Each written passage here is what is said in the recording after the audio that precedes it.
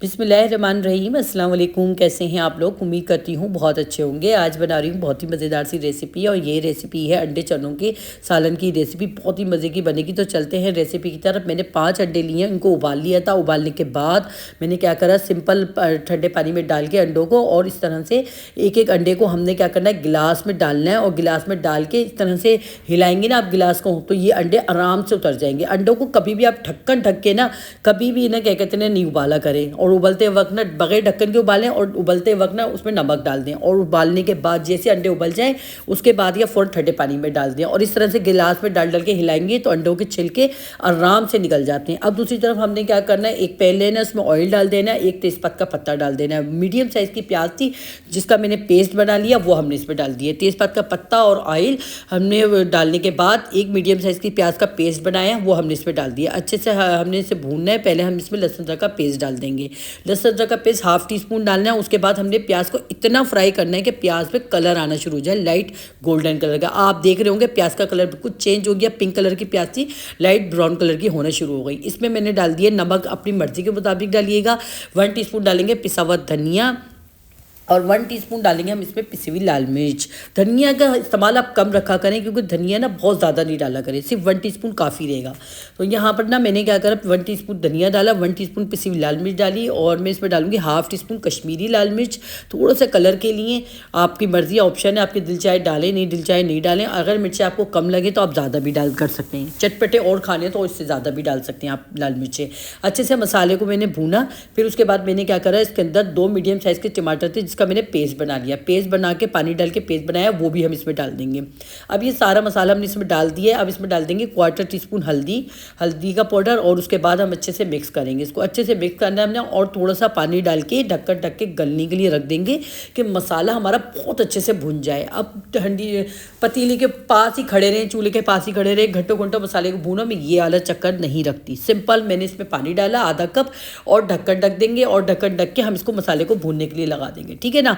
यहाँ पर हल्की आंच पे रखिएगा भूनने के लिए, तेज़ आंच पे नहीं। यहाँ पर मेरे पास थे 1 किलो चने, जिनको मैंने 1 टेबलस्पून नमक, 1 टेबलस्पून खाने का सोडा डाला और भिगो दिया था रात भर के लिए। जब अच्छे से चने भीग गए हमारे, तो मैंने क्या करा, उनको अच्छे से सुबह वॉश करा। वॉश करने के बाद दूसरा पानी डाल के उबाल लिया। चने उबल गए तो मैंने उसमें से 2 प्याली चने निकाल लिए। 1 किलो चने नहीं निकालने, सिर्फ 2 प्याली चने निकाले हैं मैंने, अपने हिसाब से जितने हमें निकालना है। बाकी मैं फ्रीज़र कर दूंगी, और पानी के साथ निकालना है। ठीक है ना।